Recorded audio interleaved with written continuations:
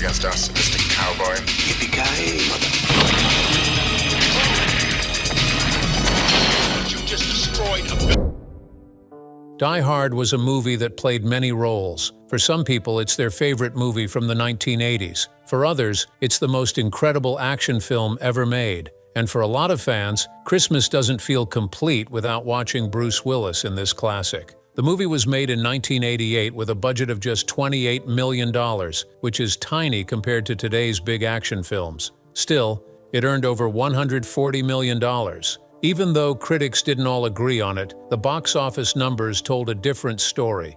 With John McClane as the lovable main character, Hans Gruber as the unforgettable villain, and a bunch of sharp one-liners, Die Hard blends intense action with fun and fast-paced drama. The original film sparked 4 sequels and turned into a massive blockbuster franchise. There's even a reboot in the works that will follow a younger John McClane before the famous Nakatomi Christmas party. But for most fans, nothing beats the magic of the original 1988 movie. No matter how much you already love Die Hard, these hidden secrets might still catch you off guard. From casting surprises to lucky on-set mistakes and unexpected ad-libs, this list dives into the most astonishing facts from the making of the film. Alan Rickman made his movie debut in Die Hard.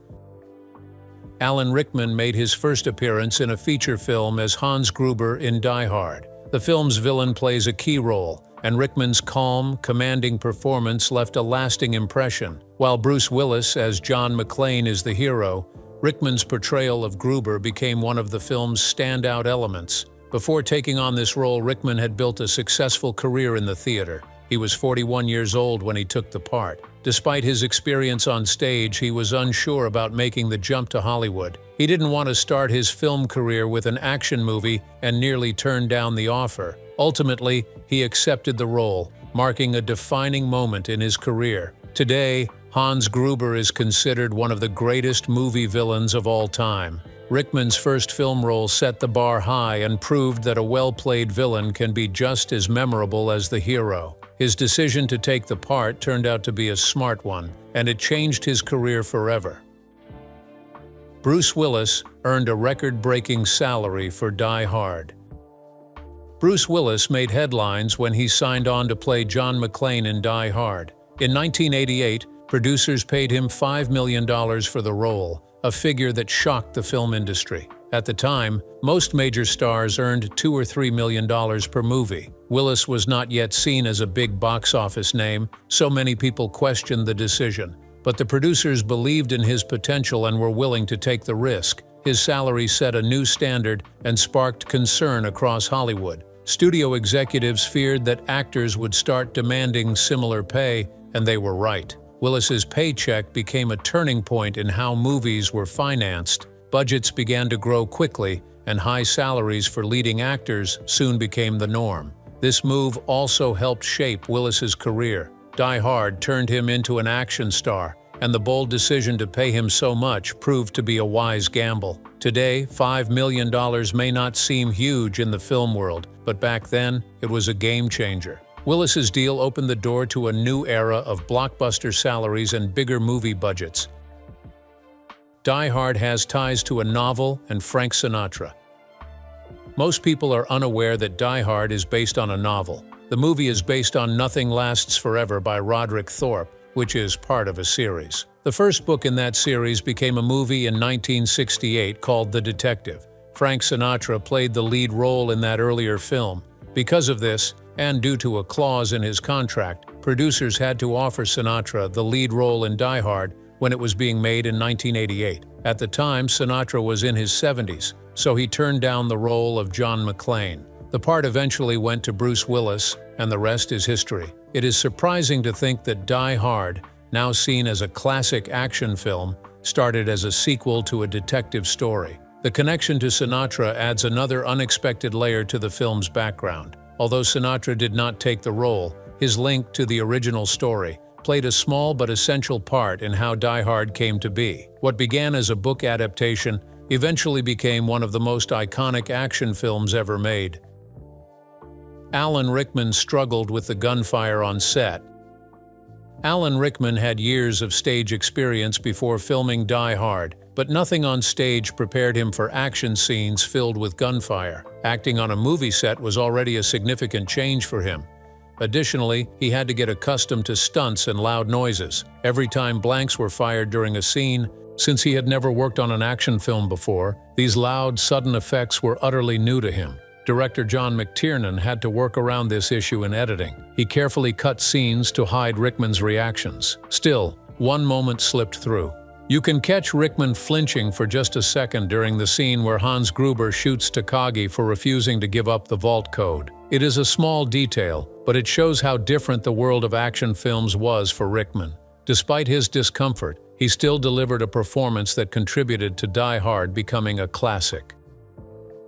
Bruce Willis was not the first pick for John McClane. Before Die Hard, Bruce Willis was primarily known as a television actor. He starred on the show Moonlighting, which aired weekly across America, but he was not seen as a big movie star. When director John McTiernan suggested Willis for the role of John McClane, producers were not convinced. They wanted someone with more box office power. They offered the role to Richard Gere, Clint Eastwood, and Harrison Ford, but all three declined. The studio hoped for a more famous name to lead the film, and they were disappointed when their top choices passed. Willis ended up being one of the last actors they considered. What happened next surprised everyone. Willis delivered a strong and charismatic performance. Audiences loved him, and Die Hard became a significant hit. His role as McClane launched him from a television star to a Hollywood A-lister. The choice that seemed like a gamble turned out to be the best casting decision in the history of action movies. Even though he was not the first choice, Bruce Willis made the role his own and turned Die Hard into a career-defining moment. Die Hard took storytelling tips from Shakespeare. Die Hard is known for its tight, fast-moving story. The entire plot happens in one building over the course of one day, a structure that has since inspired countless action films. But that idea did not start in the original script. The first version of the story spanned 3 days. It was director John McTiernan who decided to make the change. He found inspiration in an unexpected place, William Shakespeare. While thinking about the film's pacing, McTiernan remembered A Midsummer Night's Dream. That play takes place over the course of one night and utilizes time to build tension and momentum. McTiernan liked that idea and decided to apply the same structure to Die Hard. By shrinking the story into one single day, he gave the film a sense of urgency and focus that helped it stand out. The result is a story that feels non-stop and tight, with no wasted moments. It is rare for an action film to take notes from classic literature, but McTiernan's choice paid off. His decision helped turn Die Hard into one of the most intriguing action movies of all time, and it all started with a bit of help from Shakespeare. McTiernan didn't want a mean action movie. In the film's DVD commentary, director John McTiernan shared how he reshaped Die Hard into something different than what the studio expected. Eventually, we found a way to think of it as something other than a terrorist incident, he said. I had this notion, although I didn't really tell the studio this, that you could turn it into a sort of Shakespearean comedy, that it would become a panorama of the people involved in the incident. I basically structured it as a comedy. It was actually A Midsummer Night's Dream. That is, something happens on a festival night that turns the world upside down, and all the princes become asses, and all the asses become princes. In the morning, the true lovers are reunited and everyone goes on, but the world is better than it was the night before. He continued, so I started making changes in the script along those lines. I just tried to find ways to expand the comedy and involve other characters. I guess the major change we made was turning it into a robbery, and that was when I said, yes, I'll do it. As I said, I've never found terrorism entertaining, but a good robbery is fun. Whether it be about the bad guys or the good guys, people love to watch a good caper. I thought, if I could put that in the center of it, then it would take away the meanness. So many action movies are mean at their heart. I personally find them uninteresting and unentertaining. They're just no fun. John McClane was not always meant to be the underdog. One reason Die Hard felt so fresh as an action movie was its main character. Unlike other heroes of the time, John McClane was not a super soldier or an unbeatable warrior. He was just a regular guy trying to survive a dire situation. This was a significant shift from the typical action heroes of the 80s, such as Rambo, who seemed nearly superhuman.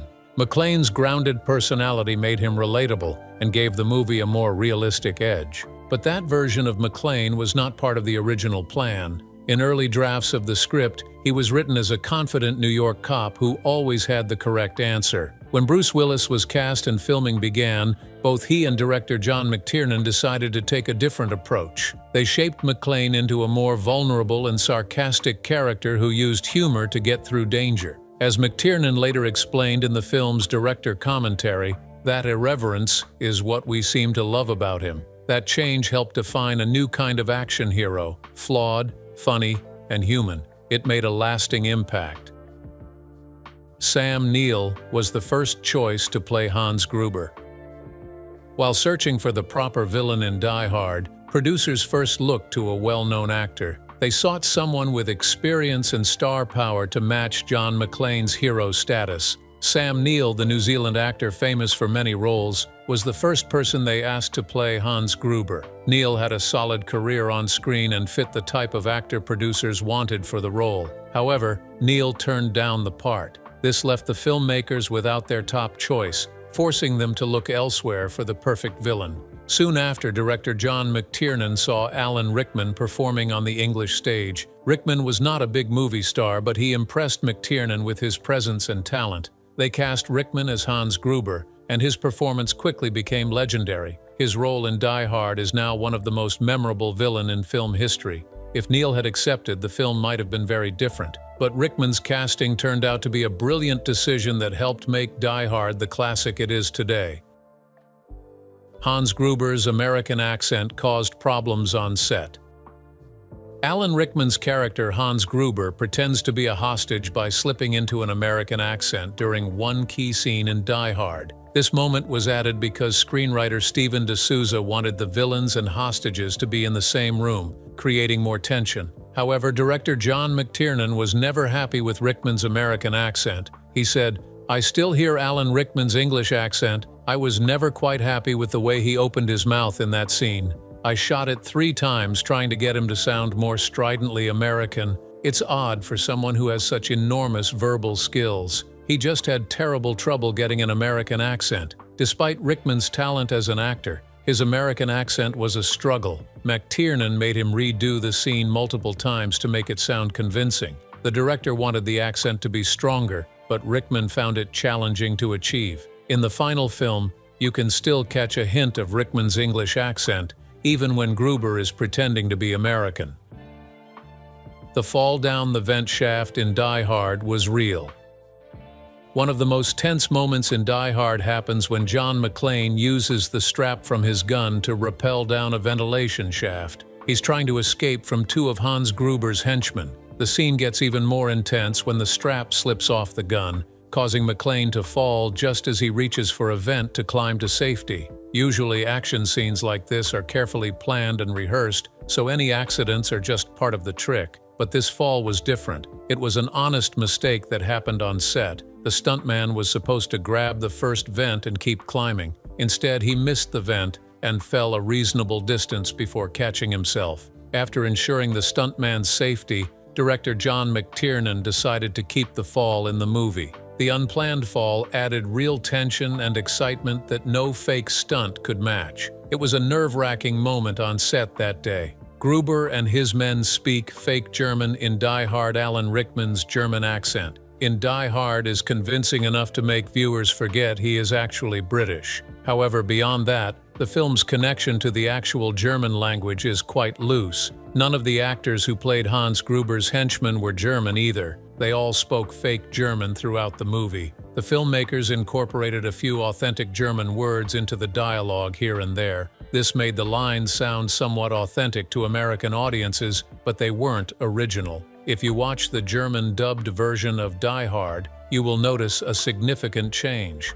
Gruber and his men are no longer German. They become generic European terrorists instead. This change was made to prevent embarrassment from having actors speak fake German. The filmmakers wanted to save face with German audiences and not be caught using fake language on screen. So, while the villains sound German on the surface, their language is mostly made up. It is just another interesting behind-the-scenes detail that shows how Die Hard balanced entertainment with creative license. Bruce Willis lost some hearing while filming Die Hard. Bruce Willis gained more than fame and a hefty paycheck from his role in Die Hard. The loud gunfire on set caused unexpected problems for him. Even though the guns fired blanks, director John McTiernan had specially made blanks that were much louder than usual. He wanted the noise to feel real and help the actors get into character, but these louder blanks caused damage. After filming the scene where Willis shoots one of Hans Gruber's men while hiding under a table, Willis noticed he had trouble hearing. It was later confirmed that he suffered partial hearing loss in one ear because of the loud noise. Willis still deals with hearing issues from that time, years after the movie was made. Despite the hearing loss, Willis's performance in Die Hard remains unforgettable and helped confirm his place as a top action star. Hans Gruber and John McClane's first meeting was improvised in Die Hard. Hans Gruber and John McClane mostly communicate over the radio. Fans wait for them to meet face-to-face, which was initially planned only for the showdown when Gruber kidnaps McClane's wife. But the filmmakers changed their minds at the last minute. Producers wanted the two to meet earlier in the story. When Alan Rickman surprised everyone by doing an American accent, it gave director John McTiernan a new idea. McTiernan quickly wrote a new scene where Gruber meets McClane earlier and pretends to be a Nakatomi employee named Bill Clay. They shot the scene without rehearsals, and McTiernan encouraged Willis and Rickman to experiment with the dialogue on set. This spontaneous approach gave the scene a fresh, natural feel. The early meeting between hero and villain added extra tension and made their rivalry more exciting. Bruce Willis wore rubber feet for the barefoot scenes. One of Die Hard's most unforgettable moments is when John McClane runs through broken glass without shoes. Later, he painfully picks glass shards from his bare feet in the bathroom. That scene made audiences cringe when the movie came out in 1988. To keep Bruce Willis safe during those scenes, he actually wore rubber foot covers that looked like socks. These rubber props let him walk through broken glass without hurting his real feet. Willis also wore the same foot covers during other action scenes, where McClane had to run around barefoot for a long time. Interestingly, the rubber feet were accidentally shown in one shot near the end of the movie. When McClane hides from the FBI on the roof and is mistaken for a terrorist, you can briefly see Willis wearing the foot covers. However, this little mistake didn't ruin the movie. The filmmakers were simply careful about Willis's safety. It also reveals a fun secret detail that many viewers might have missed. Even with the rubber feet, those barefoot scenes remain some of the most intense and catchy moments in Die Hard. Alan Rickman's reaction to falling was real. Hans Gruber needed a dramatic ending in Die Hard, and director John McTiernan planned a big stunt for the villain's death. Alan Rickman volunteered to do the stunt himself. Rickman's acting during the fall looks incredibly real, and there is a good reason for that. During filming, McTiernan told Rickman he would be dropped onto a safety mat at the count of 3, but the director had a secret plan to get a genuine reaction. Instead of waiting for 3, McTiernan dropped Rickman at the count of 2 without telling him. The surprise caused Rickman to react naturally. Rickman fell nearly 70 feet during the stunt. The shot you see in the movie is the very first take. His look of shock and fear is completely genuine, not acted. It made the final scene really intense and made Gruber's death unforgettable. Plus, Rickman's genuine reaction helped seal his legacy as one of the greatest villains in movie history. Bruce Willis's famous ad-lib in Die Hard. Ask any Die Hard fan about the movie's most iconic line, and you will hear one answer: yippee-ki-yay, motherfer. This wisecrack instantly became a fan favorite when the film came out in 1988. It has since become a signature phrase for the entire franchise, but the story behind it is surprising. After John McClane kills some of Hans Gruber's men, he radios in and surprises the villain. Gruber mocks McClane for being a reckless cowboy, and McClane fires back with his now famous yippee-ki-yay line. Bruce Willis later revealed that he did not expect the line to stay in the movie. He admitted that the phrase was an ad-lib made up on the spot to make the crew laugh. "I was just trying to crack up the crew," Willis said. "I never thought it was going to be allowed to stay in the film." Interestingly, this comical moment became one of the most memorable and quoted lines in action movie history. The Nakatomi Plaza was a real building. The famous Nakatomi Plaza from Die Hard is not a movie set or digital creation. It's a real building called Fox Plaza, located in Century City, Los Angeles. The filmmakers used it as the central location for the movie's action-packed scenes. At the time of filming in the late 1980s, Fox Plaza was still being built. That worked in the film's favor. The unfinished parts of the building gave the movie a raw, realistic feel. Instead of building sets or using sound stages, the crew utilized real office floors, stairwells, and even the rooftop. Because the building was under construction, the crew had more freedom to create large explosions, film intense shootouts, and stage dramatic stunts without worrying about damaging finished property. The elevators, ventilation shafts, and concrete walls all played key roles in the movie's action and suspense. Fox Plaza later became an iconic part of film history. It's now instantly recognized as Nakatomi Plaza by fans around the world. Although it's just an office building in real life, Die Hard turned it into a landmark of action cinema. The towering inferno sparked the idea for Die Hard. Die Hard didn't start as a movie script. Its roots go back to a novel, but even that novel came from something unexpected, a dream sparked by another film. Roderick Thorpe, the author of Nothing Lasts Forever, got the idea after watching The Towering Inferno, a 1974 disaster movie directed by John Guillermin. That film focused on a massive fire breaking out in a high-rise building and the efforts to rescue those trapped inside. After seeing it, Thorpe had a vivid dream. In it, he saw a man being chased through a tall building by men with guns. That single dream stuck with him.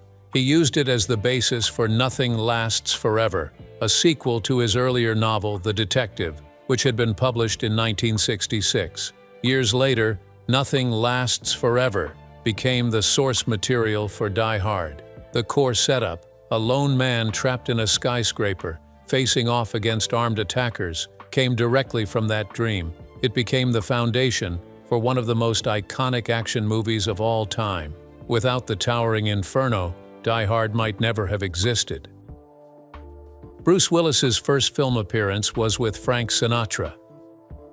Bruce Willis made his film debut in 1980, though most people never noticed it. His first appearance was uncredited and very brief. He showed up in The First Deadly Sin, a crime thriller starring Frank Sinatra. In the scene, Willis walks into a diner just as Sinatra's character is walking out. That's it. He has no lines, no name, and no fundamental role beyond entering the frame. If you blink during that moment, you'll miss him altogether. But it was technically his first time on the big screen. The connection is interesting considering that Die Hard is based on Nothing Lasts Forever, which is a sequel to The Detective. This novel had already been adapted into a movie starring Sinatra back in 1968. When Die Hard was first in development, Sinatra was still under contract to be offered the lead role. He was in his 70s at the time and turned it down, which opened the door for a younger actor. Years later, Willis would headline Die Hard, the sequel Sinatra passed on after briefly sharing the screen with him at the very start of his film career. No, Die Hard was never a Commando sequel. One of the most repeated myths about Die Hard is that it started as a sequel to Commando, the 1985 action film starring Arnold Schwarzenegger. The rumor has been around for years, especially online, but according to screenwriter Steven D'Souza, who wrote both movies, that story isn't true. D'Souza confirmed that a Commando 2 script did exist at one point. However, the idea had nothing to do with Die Hard. The only similarity between the two films is that they both take place in large buildings. That's where the comparisons end. He explained that Die Hard was always meant to stand on its own. It was never a reworked version of another project. In fact, D'Souza says that if you want to see something close to what Commando 2 might have been, the best comparison is Escape Plan, the 2013 prison break movie starring Schwarzenegger and Sylvester Stallone. While it's easy to see why fans made the connection, especially since both films are packed with guns, one-liners, and high-stakes standoffs, Die Hard was never meant to be part of the Commando universe. It was always its own story. Bruce Willis, was known as a comedic actor before Die Hard. When Die Hard was being cast, Bruce Willis was not the obvious choice for the challenging role of a cop. Up until then, Willis was mainly known for comedy. He starred in the popular TV show Moonlighting, which showed off his charm and humor but not his action skills. The producers liked Willis, but they didn't immediately see him as an action hero. He wasn't the typical muscle-bound star you'd expect in an action film. Instead, he had a lighter, comedic image that made studios hesitate. The film launched Willis's career as an action star, and he went on to headline many other action movies. Still, his roots in comedy remained strong. Willis has won 2 Emmy Awards for his comedic work, and comedy has always been a big part of his career. Even as he took on challenging roles in action films, his sense of humor remained with him. But it was Die Hard that showed the world Bruce Willis could be both funny and fearless. Bruce Willis was hardly visible on early Die Hard posters. When Die Hard was first marketed, Bruce Willis barely appeared on the posters. The studio didn't fully trust that audiences would pay to see an action movie starring the comedic actor from Moonlighting. They weren't sure if Willis could carry a challenging, gritty action role. Instead of putting Willis front and center, the original posters focused on the film's primary setting, the Nakatomi Plaza skyscraper. The building itself was the star of the early promotional materials, emphasizing the high-stakes hostage situation rather than the lead actor. As Die Hard began to gain attention and positive reviews, the marketing team adjusted its course. They realized Willis was becoming a major draw. The later posters and ads featured him more prominently, showing off his role as the wise and fearless cop, John McClane. This change helped entrench Willis's status as an action star and made Die Hard a bigger success. What started as a risky bet on a funny guy in a tank top became one of the most iconic action movies ever made, with Bruce Willis finally getting the spotlight he deserved. Bruce Willis took the Die Hard role. Thanks to a well-timed pregnancy, Bruce Willis was asked to star in Die Hard several times before he ultimately agreed to do so. Initially, he had to decline the role due to his busy schedule filming the TV show Moonlighting. The show demanded most of his time, making it impossible to take on a movie role like Die Hard. Then, something unexpected happened.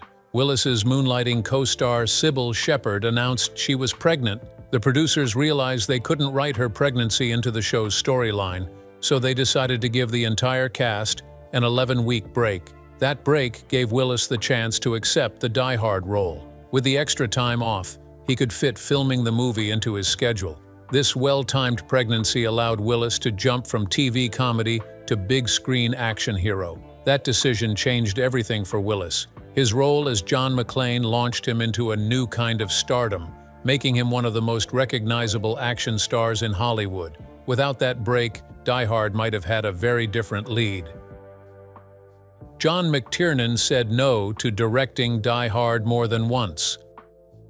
John McTiernan did not immediately jump at the chance to direct Die Hard. In fact, he had passed on the job several times before finally agreeing to take it. The reason? The story initially felt too dark and cynical for him. The original screenplay was a grim terrorist movie, McTiernan told Empire magazine in 2014. On my second week working on it, I said, "Guys, there's no part of terrorism that's fun. Robbers are fun bad guys. Let's make this a date movie." And they dared to do it. McTiernan wanted to change the tone. He didn't want a cold, harsh thriller about terrorism. Instead, he aimed to make it more entertaining and even fun. By shifting the focus to a robbery, he could introduce humor and make the story more engaging for a broader audience. Thanks to that creative channel, Die Hard became the classic action film we know today. Without McTiernan's willingness to reshape the script, it might have stayed a grim, less appealing thriller. The director confirms, it's a Christmas movie. The question of whether Die Hard is a Christmas movie has sparked debate for years. Some argue it's just an action film that happens to take place during the holidays. Others say the Christmas setting is central to the story. Director John McTiernan ended the argument when he publicly stated that he intended it to be a Christmas movie from the start. McTiernan explained that the holiday setting was a deliberate choice. He wanted the story to unfold during a time of joy and celebration, which would contrast with the chaos and violence inside the Nakatomi building.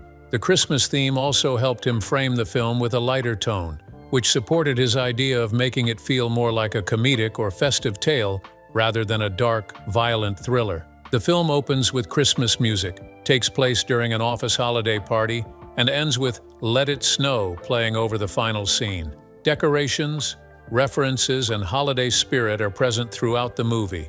According to the director, that's not just the background, it's part of the story. By his own words, Die Hard is a Christmas movie. For many fans, that settles it.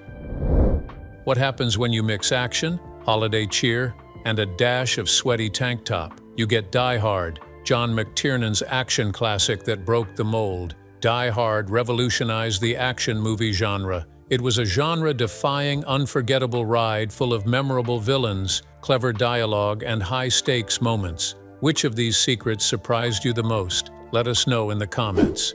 If you enjoyed this dive into Die Hard's world, don't forget to like, subscribe, and hit that notification bell for more movie secrets.